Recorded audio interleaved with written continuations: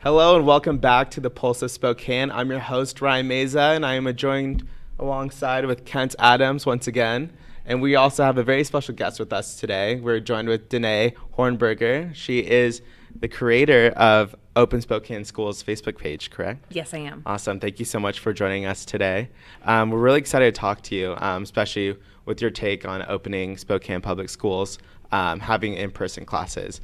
I know you kind of, in your description on the Facebook page, said it's not having in-person classes is more harmful than COVID.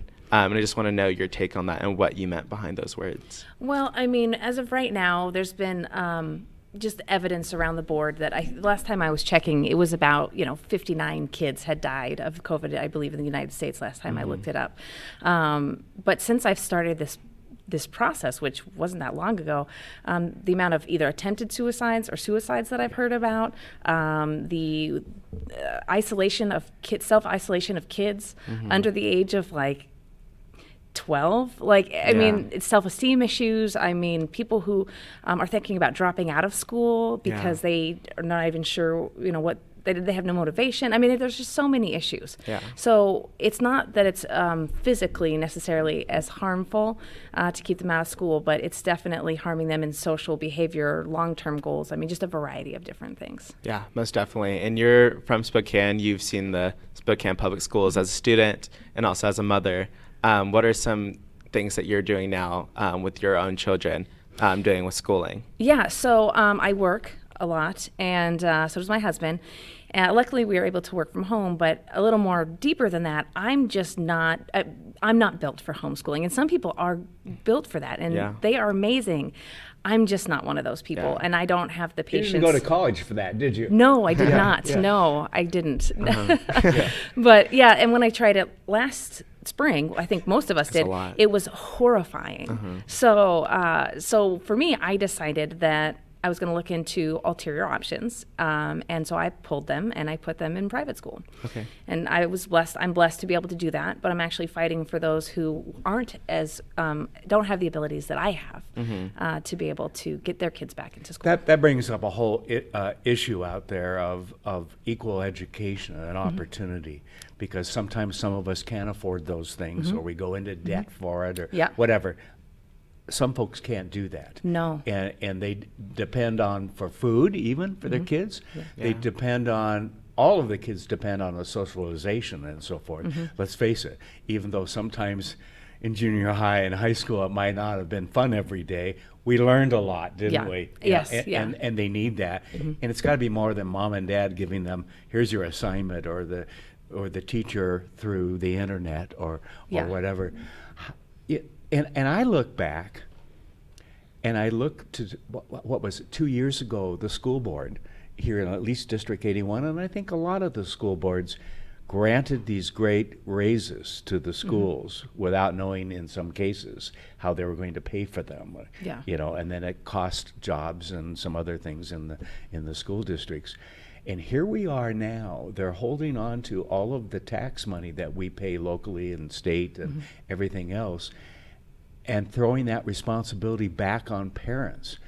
I've seen proposals, and I know you have too, of give every parent $3,000 or $4,000 or something like that, so they have some alternatives, that they can bring in a tutor, somebody who can maybe, I'm hearing of small groups of 4 or 5 students that are getting together at one home or the other, and they're bringing in a teacher or somebody who can teach them, who maybe took some classes in college and so forth. I didn't, and that just seems so unfair to so many people out there I've got kids who have grandkids, and they're all dealing with the same things you are, trying to work from home, even though they weren't before, and dealing with kids, 11, 17, that sort of thing. Yeah. And when you mentioned suicides, I've done nothing but read about the socialization and the issues there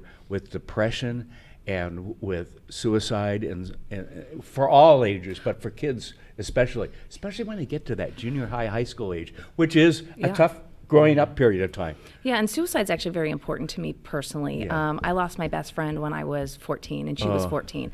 Yeah. And that's just everyday difficulties. That does not include social media pressures now, the social ramifications of what social media is doing. And now, when kids are not able to see their friends or interact, this is their main source.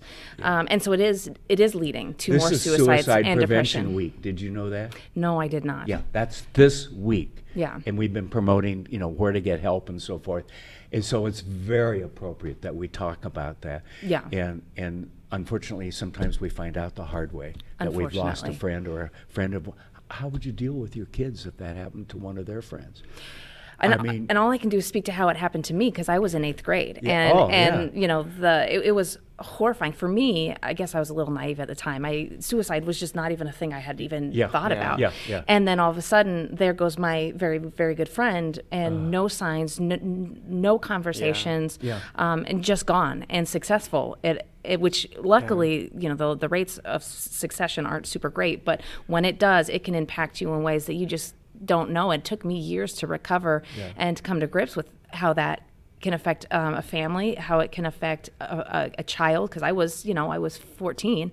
That's very a real naive. Vulnerable age. It really was. Yeah. And so there's just so many things that keeping our kids out of the schools is affecting kids of all ages, and I just think that we need to start having the conversation of saying, okay, there are people, like you said, who can have these pods. There are people who, like me, who can put them in school. But I have talked to essential workers.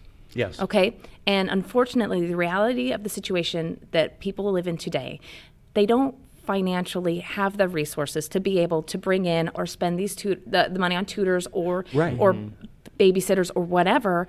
And so that's already where we're at. So the people who have to work now have to think financially. So maybe, the government can come in, but there's no magic money tree. No. This money, we've already spent on government, federally, we've already spent trillions of dollars on this. The money has to come from somewhere. And it's so great to think that, okay, yes, let's throw money at the problem, but eventually the well runs dry and we're stuck with the situation. Mm-hmm. And when the data... Now we got a problem plus a money problem. Exactly. Okay. Right. And then now we're going to hand those to the same kids that we're asking to stay home. Yeah. By the way, here years from now is our debt that we accrued based on what's going on. So we need to focus on getting them back into school for not just the money reasons, because that is important, but that's not even the main reason. No. That's not even why it's so important.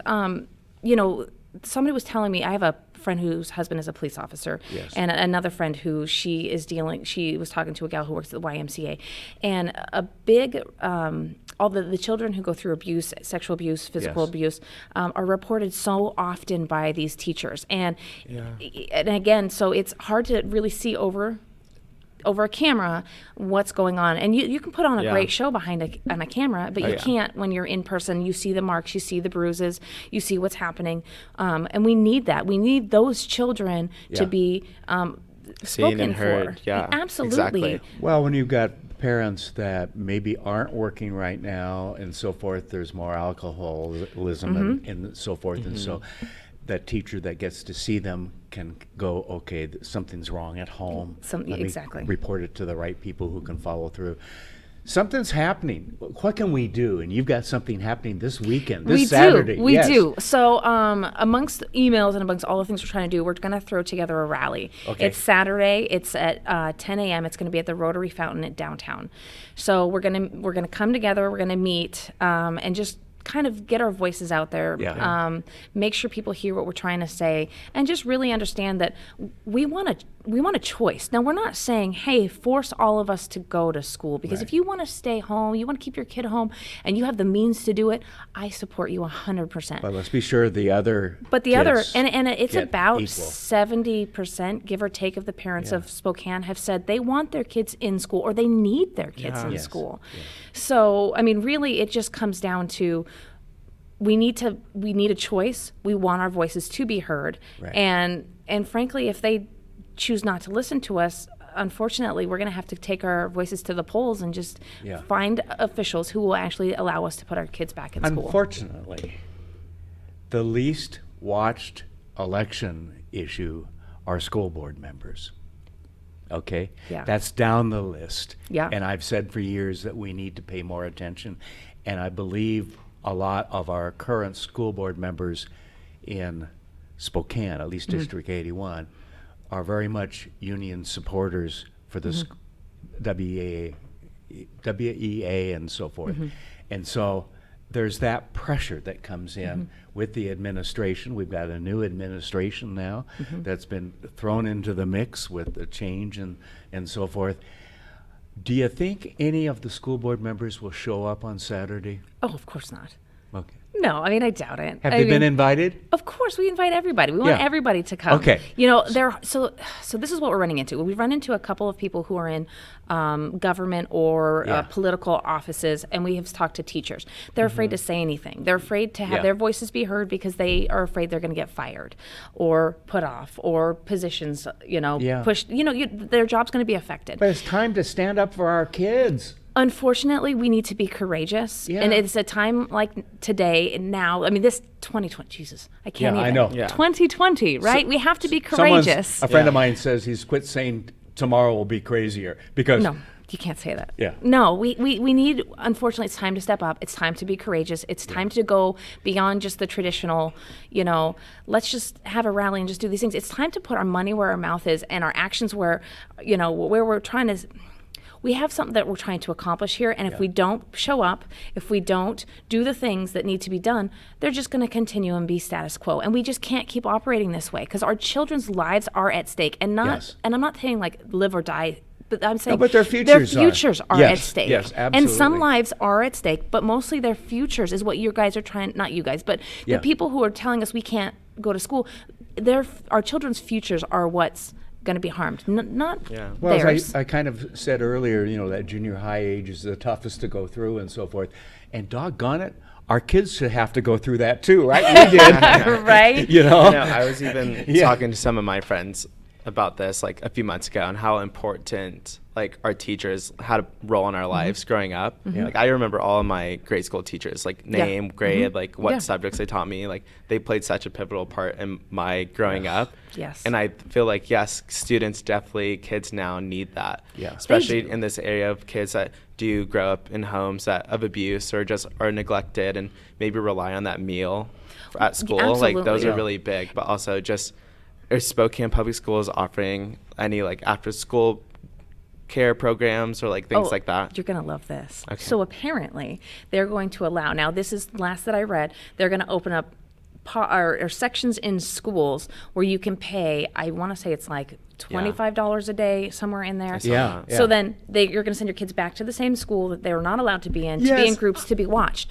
So you're talking about $500 more per month to send your kid back into the school to be watched by a daycare worker to make sure that their education is being done. And it's per kid, right? It's per kid. Yeah. So what about families that have 2-3 kids in the school? Exactly. And frankly, that are essential workers. You know what we should do? We should just take those groups, and then we should bring the teachers back in, and then let's just call that school. So let's just do the same thing, but back to where it used to be. I was thinking about that the other day, and I'm going, am I getting this right? And you've just confirmed what I've been thinking all along, but it's like, no one's really talking about that. Yeah. And I mean, I know you are in your group. But yeah. Okay, Saturday at 10 o'clock down at the park. Is there other information? Is there a phone number? Is there an email or anything like that? It's our Facebook group. It's Open Spokane Schools. Open Spokane Schools on Facebook. It is private, but it's just, we tried to turn it public. We're just having some behind-the-scenes issues with that. But join our group. We want everybody's voices to be heard. Okay. But that's your greatest support. And I have called so many people. If they wanted to talk to me, I'm kind of a voice person, so I'll turn around and pick up the phone and call them. But I've talked to so many people, so if they have any questions, they have any ideas, it's a group where we're going to support each other, but we're going to continue to fight to get the schools open. And we're going to put up the slate that shows where it is and all of that as well, and we're going to post it individually on our Facebook website, Facebook site. Perfect. I appreciate so forth that too, because I think there needs to be a good discussion, and I think showing up in a sunny park on Saturday morning is supposed to be good weather and everything else. 10 in the morning, it's not going to be real hot, even if it gets up to 90 later in the day and all that. It's a good time to meet other parents that are going through the same thing? Because I'm sure there's a lot of that isolation out there of what do I do? What are others doing? And so forth. And so now there's a chance to talk about that. Absolutely. And just to make sure, like I have this correct, you want to open up Spokane schools, but with some COVID regulations, correct? All we want is the schools to be open. How that is achieved looks like is fine, because if things, I think things have a way of naturally working themselves out.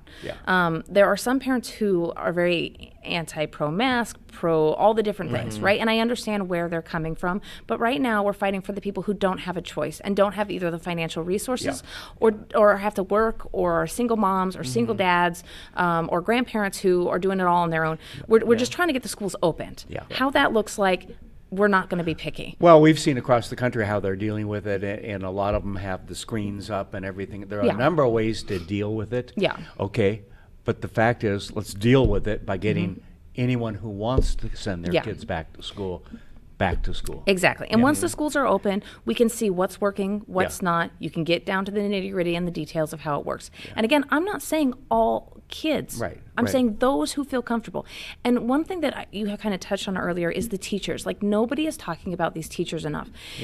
I was just talking to my friend, and her sister is a teacher, and she was talking about how there's just they're breaking down. They have kids, they have lives.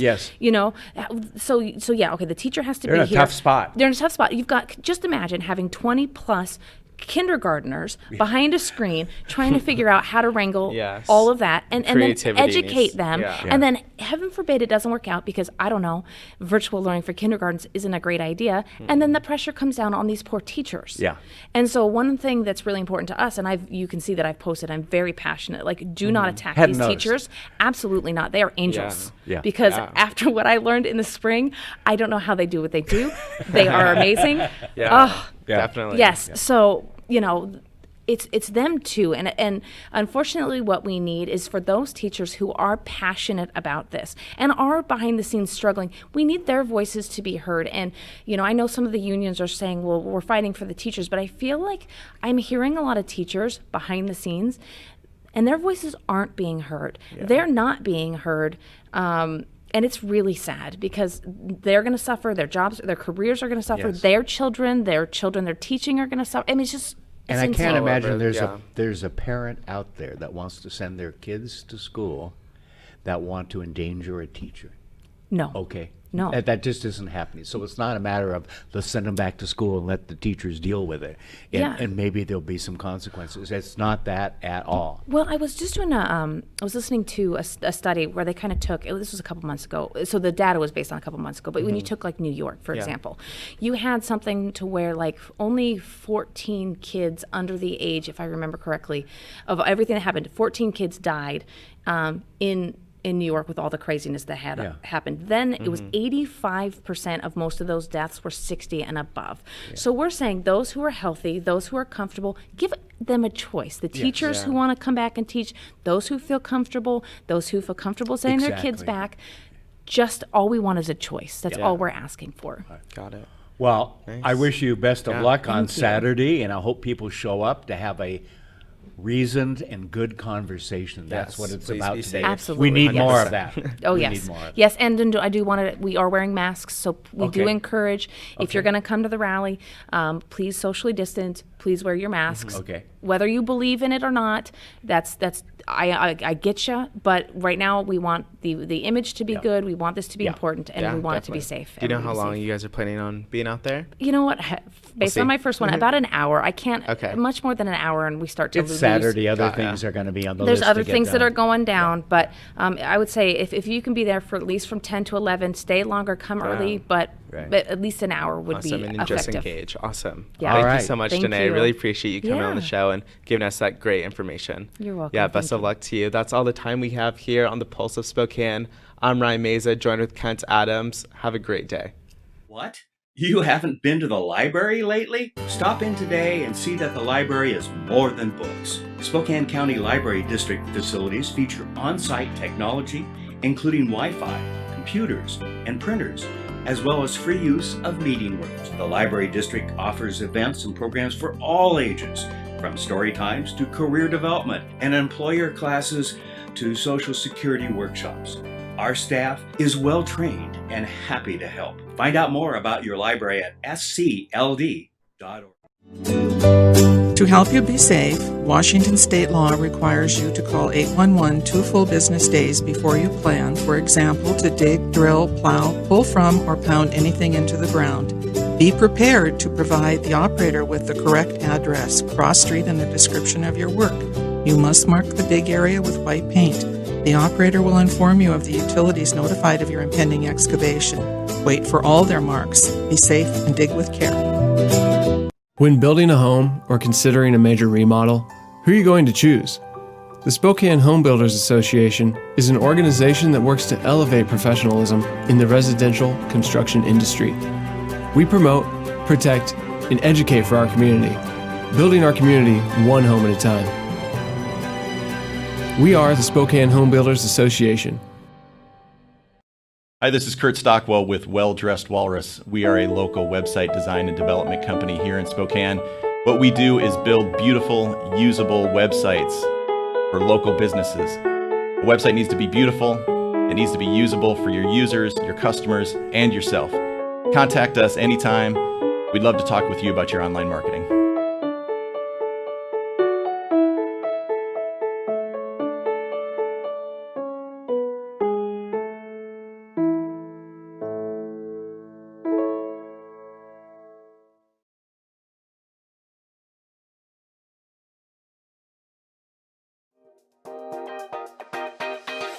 Thanks for watching.